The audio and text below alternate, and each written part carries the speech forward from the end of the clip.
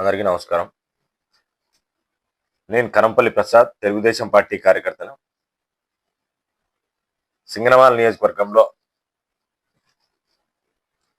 MLA గారి కోసం పనిచేసి ఇబ్బంది పడతా దాదాపు 1.5 సంవత్సరం అవుతోంది.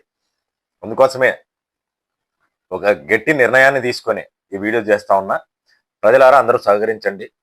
ఎమ్మెల్యే శ్రావణి గారిపై, వారి అమ్మ లీలావతి గారిపై, వీరి అనుచరులపై ఎవరైతే ఇన్నాళ్ళు నాపై కుట్రలు చేసి ఇష్టానుసారం ఇబ్బంది పెట్టారో వారందరిపై కేసులు పెట్టాలని చెప్పి న్యాయస్థానానికి వెళ్ళాలనుకుంటున్నా. కనీసం నా దగ్గర లాయర్ని పెట్టుకునే స్తోమత కూడా లేని పరిస్థితి.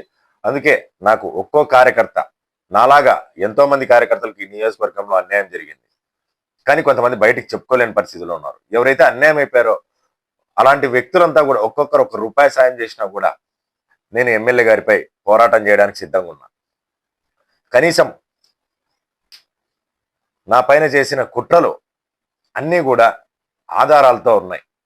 ఎక్కడా కూడా ఎంతమందికి ఆధారాలు చూపించినా నాకు న్యాయం జరిగే పరిస్థితి లేదు. నన్నే చంపుతామంటూ బెదిరింపులు చేస్తున్నారు. వీళ్ళు ఇచ్చే ఆఫర్లకి నేను ఎక్కడా లొంగలేదని చెప్పి నా పైన కుట్రలు చేస్తున్నారు.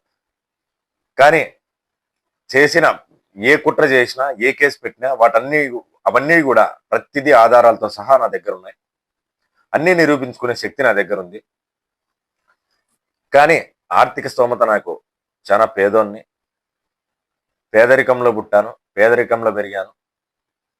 కానీ నిజాయితీగా పెరిగాను, నిజాయితీగా పనిచేస్తాను, ఎక్కడ ఎవరి ప్రలోభాలకు లొంగను.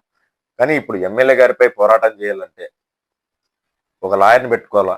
ఆ లాయర్ని పెట్టుకునే స్తోమత నా దగ్గర లేదు. కనుక మీ అందరినీ సహాయం చేయమని చెప్పి అడుగుతా ఉన్నా. ఇక్కడ డిస్ప్లేపై నా PhonePe number, Paytm number, Google pay number అన్నీ కూడా ఒకే నంబరు.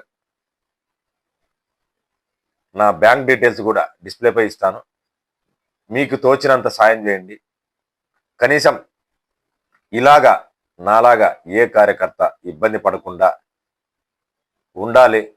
పక్క నియోజకవర్గ ఎమ్మెల్యేలు చూసినా కూడా ఒక కార్యకర్తకు మోసం చేయాలన్నా, ఒక కార్యకర్తకు అన్యాయం చేయాలన్నా కొద్దిసేపు ఆలోచించే పరిస్థితికి రావాలి.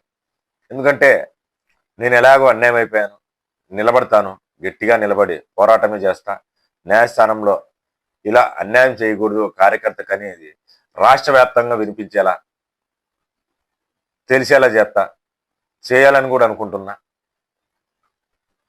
దాదాపు ఎమ్మెల్యే గారిపై కానీ, ఎమ్మెల్యే గారి అమ్మ లీలావతి గారిపై కానీ, వీరి అనుచరులపైన కానీ, సింగనమాల సిఐ కౌలుట్లయ్య గారిపై కానీ కేసులు వేయాల్సినవి నా దగ్గర చాలా వరకు సంబంధించి ఆధారాలు ఉన్నా నాకు న్యాయం జరిగే పరిస్థితి లేదు. ఒక లాయర్ని పెట్టుకొని కోర్టులో కేసు వేసుకుందాం అనుకున్నా. దయచేసి సహకరించండి. మీ యొక్క ఎవరైతే సహకరించారో వారి వివరాలను కూడా బయటికి తెలియనీయకుండా చూస్తా. ఎందుకంటే మీ పైన కూడా కుట్రలు చేస్తారు, నాకు సహకరించారని చెప్పి. అలాంటి ఆలోచనలో ఉన్నటువంటి మన ఎమ్మెల్యే గారిని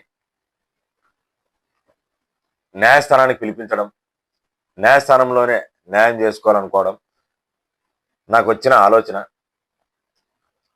ఇంత నిర్లక్ష్యమైన ఎమ్మెల్యేని నేను ఎక్కడా చూడలేదు. ఇలాంటి పరిపాలన ఎక్కడ చూసింది లేదు. అన్యాయం చేస్తూ అందరిపై నిందలు వేయడం అలవాటైపోయింది మేడం గారికి. దయచేసి నాకు సహకరించాలని చెప్పి నియోజకవర్గ ప్రజల్ని, నా గురించి తెలిసిన, నేను చేసే పోరాటంలో నిజాయితీ ఉంది అని మీకు అనిపిస్తేనే నాకు సాయం చేయండి. ఎక్కడా కూడా వీరి విషయంలో రాజీ పడే సమస్యే లేదు.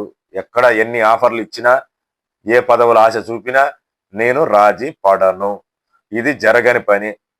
నేను రాజీ పడాలనుకుంటే ఇప్పటికే ఎమ్మెల్యే గారు నాకు ఎన్నో ఆఫర్లు ఇచ్చారు.